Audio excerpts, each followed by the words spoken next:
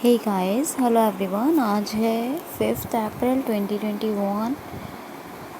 जी हाँ, आज है 5 अप्रैल 2021 और आज के इस ऑसम से स्पेशल सेशन में आपका बहुत बहुत वेलकम है।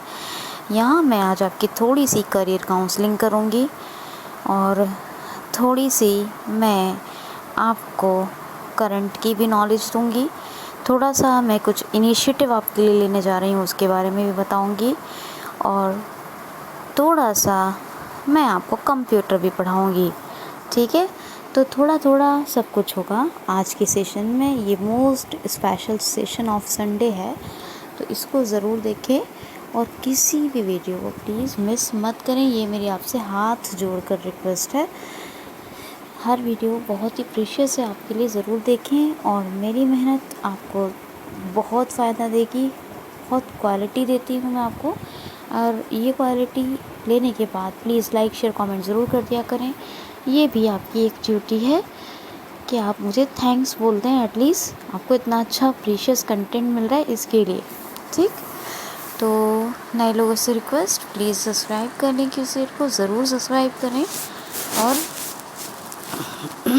बेल आइकन को हिट कर लें नए लोग सब्सक्राइब करते वक्त। उससे फ़ायदा क्या होगा, जो अपडेटेड नोटिफिकेशंस होंगी वो आपको मिलेंगी और जितना कंटेंट आज तक बना है वो भी आपको मिलेगा। ठीक है, प्यारे प्यारे से कमेंट्स ज़रूर किया करें। चलिए जी, 2 काम अपने लिए 2 मेरे लिए ज़रूर करें और स्टार्ट करते हैं आज का स्पेशल वाला सेशन। क्या स्पेशल वाला सेशन, मोस्ट प्रीशियस और स्पेशल वाला सेशन।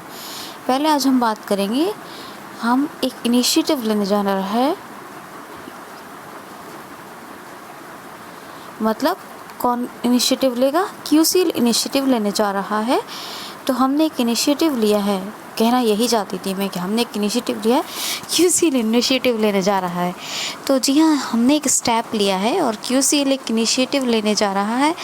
क्या है कि आपकी ग्रुप डिस्कशन की एक क्लास करवाएंगे संडे में, जीडी क्लास। तो इसका नाम है ब्रांड भी ग्रांड भी।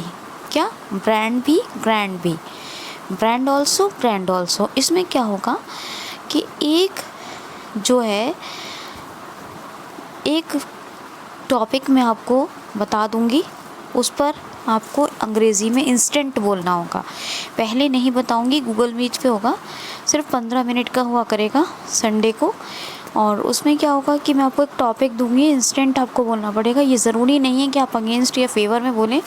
वो डिस्कस्टिंग इशू होगा, उस बर्निंग इशू होगा उस वीक का, जिससे कि हर कॉम्पिटिटिव एग्ज़ाम वाले को फ़ायदा भी हो, जो कॉम्पिटिटिव एग्ज़ाम्स की प्रिपरेशन कर रहे हैं, प्रिपेयर कर रहे हैं ख़ुद को। और दूसरी चीज़ ये भी है कि इस बातों के अलावा कि इंग्लिश भी स्ट्रॉन्ग होगी। हम कितना भी पढ़ लें, हमें सराउंडिंग न मिलने की वजह से हमें स्ट्रॉन्गनेस नहीं मिल पाती है। ठीक है, तो ये दोनों बहुत बहुत बड़े फ़ायदे होंगे आपको। और जो बर्निंग इशू होगा वो करंट का ही होगा। ठीक है, तो उसमें क्या होगा, सुन लीजिए। तो उसका होगा most burning issue given by trainer Bushra. ये इसका नाम है। क्या? Most burning issue given by trainer Bushra. ये जीडी सेशन है, ग्रुप डिस्कशन। तो इसमें आप ज़रूरी नहीं है कि फेवर या अगेंस्ट बोलेंगे, आप कुछ भी बोल सकते हैं। इसमें चर्चा करनी है, इसके डीप में भी बात करनी है, इसकी डिटेल में बात करनी है। तो इससे इंग्लिश स्ट्रॉन्ग होगी और करंट का मतलब बहुत ही जो है आपको बेनिफिट मिलेगा, स्पेशल वाला। ख़ासतौर पर यूपीएससी वालों को तो ज़रूरी मिलेगा। ठीक, दूसरी बात, एक हिंदी का टॉपिक रख रहे हैं हम सैटरडे में। उसमें क्या होगा, उसका नाम है चर्चा का विषय है। चर्चा का विषय, वो भी बर्निंग इशू होगा उस वीक का। और वो उन लोगों के लिए है जो बहुत ज़्यादा सोच नहीं पाते हैं, बोल नहीं पाते हैं। तो वो जो मतलब सोचने और बोलने में थोड़े से वीक हैं, उनके लिए है वो हिंदी का टॉपिक। उस पे आपको हिंदी बहुत वीक का, जो बहुत ही डिस्कस्टिंग इशू रखा जाएगा, बर्निंग इशू दिया जाएगा। तो चर्चा का विषय है, इसका नाम यही होगा।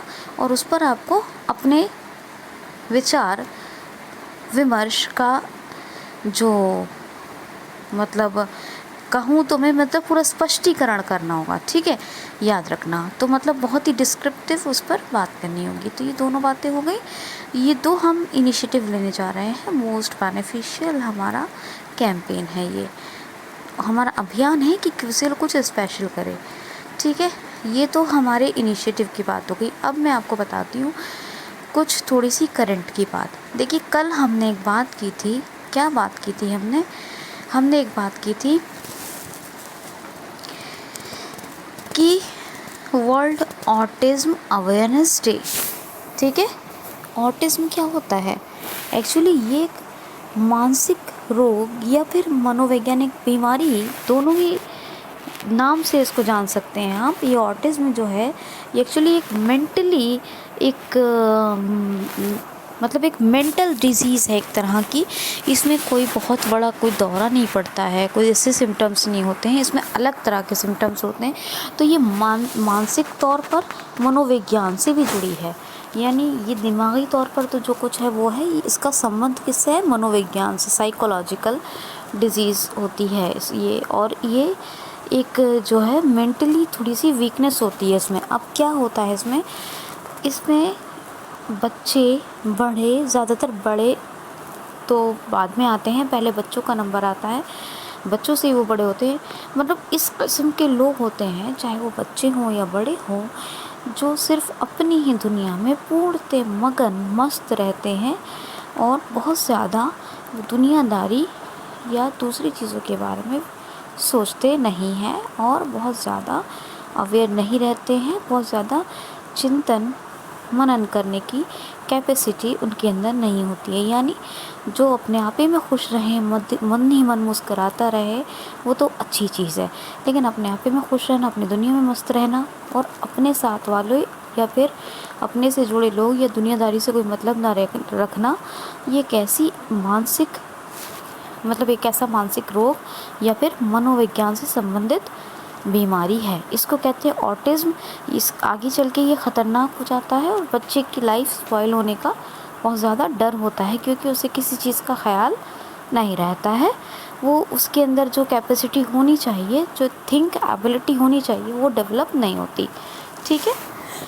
तो ये कल की बात थी। हाँ जी, हमने आपको कल बताया था, आपने फुल फॉर्म याद की होंगी, मुझे याद उम्मीद है। हमने एक आपको ESIC की फुल फॉर्म बताई थी, एम्प्लॉयज़ स्टेट, और क्या बताया था? Employees state insurance corporation. एक हमने आपको क्या दिया था? एक हमने आपको दिया था UNES, क्या दिया था? UNESCAP, UNESCAP, United nation economic social commission for, और क्या दिया था AP से? बताइए AP से आपको बताना होगा मुझे, क्या दिया था? अगर बताएं तो बहुत अच्छा लगेगा मुझे, ठीक है। तो AP से मैंने आपको एंड बीच में है दोनों के, ठीक है। क्या है? एंड बीच में है, तो याद रखना है आपको, इसको पूरा करना है, इसको आप पूरा करेंगे। United nation economic social commission for, और A से मैंने बहुत बार बताया, और फिर उसके बीच में एंड है, और फिर P से है, ठीक है। तो ये याद रखना, इस तरह से याद रखेंगे। AP को कमेंट बॉक्स में भरना है आपको, ठीक। और A और P से जो है बताया है मैंने आपको, उसके बीच में एंड लगाना है, ये याद रखना है। तो ये थोड़ा सा टफ है, तो इसको याद रखेंगे, ठीक है जी। ये बात हो गई। नेक्स्ट क्वेश्चन है, हमने आपको 2 दिन से एक्सरसाइज बताई हैं।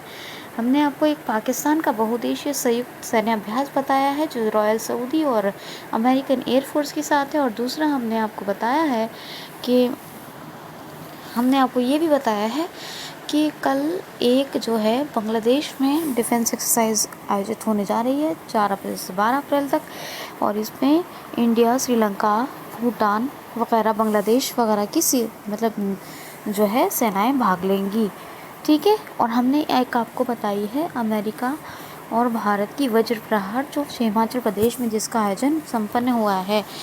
तो मैंने कुछ आपको डिफेंस एक्सरसाइज बताई हैं, इनको थोड़ा नज़र में रख लीजिएगा। ये बात इसलिए कह रही हूँ कि आपको मैं बता दूँ, आपका एक RBI का ऑफिस असिस्टेंट का पेपर भी आ रहा है, वहाँ पर आपको स्कीम्स और जो भी करंट अफेयर मेरे द्वारा पढ़ाया जाता है वो UPSC में ही नहीं, UPSC के अलावा हर एक एग्ज़ाम बड़े से बड़े छोटे से छोटे एंट्रेंस में वो आपके काम आएगा। तो इसलिए आप याद रखेंगे। देखिए स्कीम्स हैं, ब्रांड एम्बेसडर हैं, ग्रैंड प्रिक्स हैं, ठीक है। और जो है कंपनीज़ के सीईओ डायरेक्टर हैं, हेडक्वार्टर कैपिटल्स प्रेसिडेंट और प्राइम मिनिस्टर हैं, और स्टेट एंड कैपिटल अपने मतलब राज्य की योजनाएं हैं मुख्य मुख्य। तो ये तमाम बातें हैं, नए नए जो इनिशिएटिव ले लिए जा रहे हैं, और जो बर्निंग इश्यूज़ हैं जो भी मैं कवर करवाती हूँ वो बेहद आपके लिए, कुछ इम्पॉर्टेंट कमीशंस हैं वो बहुत इम्पॉर्टेंट है। और ये सब जो मैं पढ़ाती हूँ अगर आप एक दिन में मिस करते हैं तो आपका 10 दिन का नुकसान होता है, क्योंकि इंसान एक दिन से ही 10 दिन पीछे हो जाता है, ठीक है। अब बात करते हैं थोड़ी करियर काउंसलिंग की। कुछ ऐसे स्टूडेंट हैं हमारे यहाँ जो अपने करियर पर फोकस नहीं कर रहे हैं। वजह ये है कि देखिए हर तरह के स्टूडेंट है, जो कोई मैरिड भी नहीं है ऐसे भी हैं, जो मैरिड हैं वो भी हैं। अब मैरिड स्टूडेंट जो हैं वो अपने मतलब एक्सक्यूज़ेस दे देते हैं कि हमारी रिस्पॉन्सिबिलिटीज़ ज़्यादा हैं, और हम जो है कभी कभी मिस कर देते हैं, और कभी कभी के चक्कर में क्या है वो अक्सर ही कल्टी मारते रहते हैं। ठीक, बोलेंगे एक बार का और 10 बार मिस करेंगे। दोस्तों मुझे ये बताइए कि जिनकी शादियाँ हो जाती हैं क्या उनका दुनिया भर से इंटरेस्ट ख़त्म हो जाना चाहिए क्या? ऐसा होता तो इंसान दो चीज़ें करे, या तो इंसान अपनी सारी रिस्पॉन्सिबिलिटीज़ को बहुत अच्छे से हैंडल करे। दूसरी चीज़ ये है कि अगर आप इतने कैपेबल नहीं हैं तो मैं तो यही एडवाइस करूँगी कि फिर तो आप शादी मत करो, क्योंकि जब आपको आपका जो रिश्ता है अगर उसको वक्त पर वही महत्व ना दे सको, चाहे वो गुरु का रिश्ता हो, चाहे वो दोस्त का रिश्ता हो, चाहे वो माता पिता का रिश्ता हो, या फिर पेरेंट्स का, या फिर अपनी वाइफ का, या फिर अपने बच्चों का, जब आप उन रिलेशनशिप को वो इम्पोर्टेंस दे ही नहीं पा रहे हो, अपने कमिटमेंट को पूरा ही नहीं कर पा रहे हो, तो फिर ऐसा है कि आप उस लाइफ से दूर रहो। या आप इतने कैपेबल हो कि आप सारी रिस्पॉन्सिबिलिटीज़ को बहुत अच्छे से निभा सकते हो, तभी आप करो। मगर ये एक्सक्यूज़ मत दो कि आपकी शादी हो गई है, ना दो, भले ही मुँह से मत कहो, समझ तो मैं जाती हूँ, ठीक है, कोई भी समझ जाता है। दोस्तों शादीशुदा ज़िंदगी का नाम ये है कि आपके ऊपर कंप्लीट जिम्मेदारी आ गई है, लेकिन इसका बिल्कुल ये मतलब नहीं है कि आप दूसरी चीज़ों को भूल जाओ। पढ़ना लिखना भी पढ़ना लिखना सीखना हमारी ज़िंदगी का सबसे महत्वपूर्ण पहलू है, और हम इसको इग्नोर नहीं कर सकते। और अगर ये सोच के कोई इग्नोर करता है कि हमें गवर्नमेंट जॉब मिल गई, हमें ज़रूरत नहीं है, तो गवर्नमेंट जॉब के बाद भी आपकी एक सोसाइटी होती है, आपका एक सोशल स्टेटस होता है, जहाँ पे आपको लिंक करना होता है खुद को। आप सोच के देखो, अगर आप उस सोशल स्टेटस के लायक नहीं हो तो क्या वो चीज़ आप पर सूट करेगी? आपने कहावत सुनी होगी, जैसे क्या है, जैसे काम वैसे खर्चे, जैसे काम वैसे खर्चे, जैसा देश वैसा वैसा भेष। और एक और आपने ह्यूमन नेचर देखा होगा कि हर व्यक्ति अपने फ़ायदे की बात सुनना पसंद करता है। अब ज़रा सी उसके अगेंस्ट बात कर दो, वो उसे इतनी प्रेफरेंस नहीं देगा जितनी उस बात को देगा जो उसके अपने फेवर की हो, है ना, जितनी उसके अपने फेवर की हो। तो हर व्यक्ति क्या है, अपने हित की, अपने लाभ की बात सुनना पसंद करता है। दोस्तों वही होता है, क्या होता है, स्वयं वही होता है व्यक्तिगत जीवन। लेकिन हमें व्यक्तिगत जीवन और स्वयं को ही ऊपर नहीं रखना है, हमें दूसरों के बारे में, और ख़ास तौर पर जो हमारे से जुड़े हुए लोग हैं, चाहे वो हमारे दोस्त हैं, हमारे ट्रेनर्स हैं, हमारे गुरु हैं, हमारा कोई हस्बैंड है, वाइफ है, बच्चे हैं, माँ बाप हैं, सबको सबकी इम्पोर्टेंस दे के चलना है। ये इसलिए मैं बता रही हूँ कि आज के लाइफ में लोग अपना शेड्यूल ही सेट नहीं कर पा रहे हैं। कब सोते हैं वो बात अलग है, लेकिन कब उठते हैं वो इम्पॉर्टेंट है, ठीक है। चाहे देखिए, वैसे तो 8 से 10 घंटे की नींद लेना सभी के लिए बहुत ज़रूरी है, 8 to 10 आवर्स। पर आज की बिज़ी लाइफ में अगर आपको 8 to 10 आवर्स की नींद नहीं मिल रही है, तो 6 to 8 आवर्स की अगर आप स्लीपी ले रहे हैं तो वो भी आपके लिए बहुत ही बेनिफिशियल है। 6 to 8 कर सकते हैं, पर इससे कम नहीं कर सकते। और अगर किसी किसी को ऐसी हैबिट हो जाती है कि वो उससे कम में एडजस्ट कर लेते हैं, तो वो चीज़, लेकिन उठना टाइम पर है, ठीक है, उठना टाइम पर है, क्योंकि शेड्यूल डिस्टर्ब नहीं होना चाहिए। किस टाइम में हमें पढ़ना है। और देखिए, अगर मैं अपनी बात करूँ यूट्यूब पर वीडियो सुनने की, तो ये तो आप किसी भी शेड्यूल के किसी भी हिस्से में आप सुन सकते हैं, है ना। बाकी हर चीज़ टाइम से होनी चाहिए। वीडियो भी अगर आप देखने का टाइम बना लें, चलो नहीं बना पा रहे हैं तो कभी भी सुन सकते हैं। जहाँ तक मेरी बात है, तो मैं जो मेहनत कर रही हूँ उसमें 4 से 5 घंटे लगते हैं मुझे कंटेंट सेट करने में। क्या आप मुझे आधा घंटा नहीं दे सकते अपना? और वो भी आधा घंटा कोई बंधा हुआ नहीं। मैं चाहती हूँ कि आप जिस वक्त भी फ्री हो या ना भी फ्री हो पाएँ, तो काम करते करते ही, लेकिन एटलीस्ट मुझे सुने ज़रूर, एटलीस्ट मुझे सुने ज़रूर। ये मैं आप लोगों से कहती हूँ, ये मैंने अपना एग्ज़ाम्पल दिया है, क्योंकि ऐसा कर रहे हैं मेरे स्टूडेंट्स भी, ऐसा कर रहे हैं, ठीक है। लेकिन हकीकत में ये है कि ये बात सिर्फ मैं अपनी तरफ ही सिर्फ ना ही है, ऐसा नहीं कि मैं अपनी तरफ ही इम्पोज़ करूं, बल्कि ये बात औरों पर भी इम्पोज़ होती है। आजकल लोगों का सिस्टम इतना शेड्यूल और उनका जो टाइम, जो मतलब उनका जो मतलब रूटीन है उनका, वो इतना ख़राब है ना कि उनसे पूरी लाइफ पर उनके एक गलत इफ़ेक्ट पड़ रहा है, बड़ा ही अजीब तरह का इफ़ेक्ट पड़ रहा है, जिसका जो इफ़ेक्ट है वो उनके इश्यूज़ पर, उन जो मुद्दे पैदा हो रहे हैं उनके साथ, वो उनकी वजह से हो रहे हैं। उनकी हेल्थ पर जो हेल्थ इश्यूज़ हो रहे हैं वो भी उसी का कारण है। और साथ ही उनकी पर्सनल लाइफ पर जो रिलेशनशिप में ख़राबियाँ आ रही हैं वो भी उसी वजह से आ रही हैं। और कभी कभी तो हम इतने फ्रैंक हो जाते हैं कि हम अपनी जो पर्सनल लाइफ है उसमें सोशल लाइफ को भी घुसेड़ लेते हैं। कभी तो हम अपनी पर्सनल लाइफ की बातें मतलब अपने सोसाइटी में, अपने सोशल लाइफ में ले आते हैं, लोगों के सोसाइटी में जाके डिस्कस करते हैं, फ्रेंड्स तो ठीक है। लेकिन बाहर के जो लोग सिर्फ हमारे लिए एक पब्लिक फ्रेंड होने चाहिए, उन्हें उनसे जाके डिस्कस करने लगते, कभी इस वजह से भी होते हैं। और ये सब तब क्या होता है, जब तक आप अपना शेड्यूल सही से नहीं बनाते हैं, ठीक है।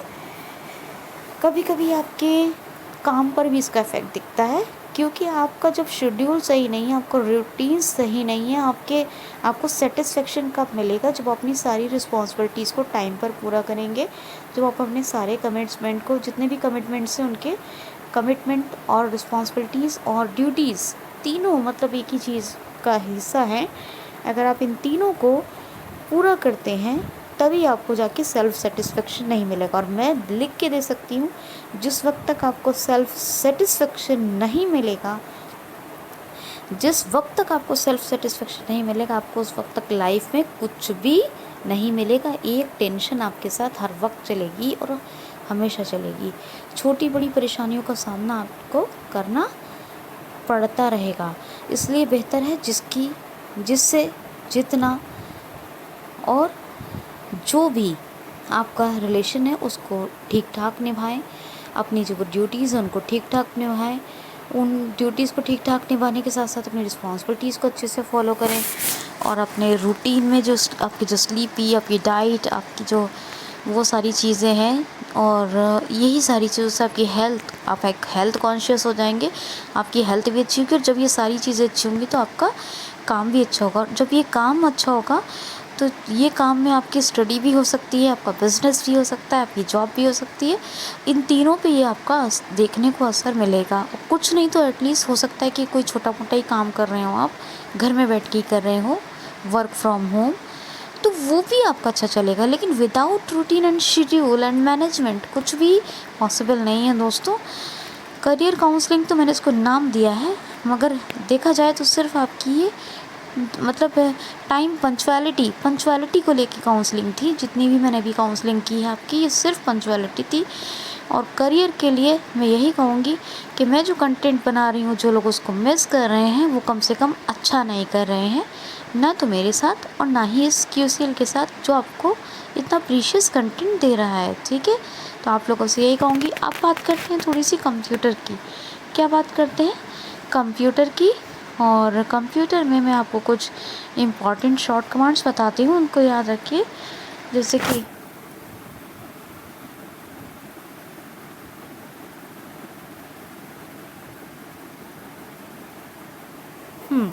जैसे कि आउटलुक पढ़ा रही हूँ मैं आपको आजकल, ठीक है।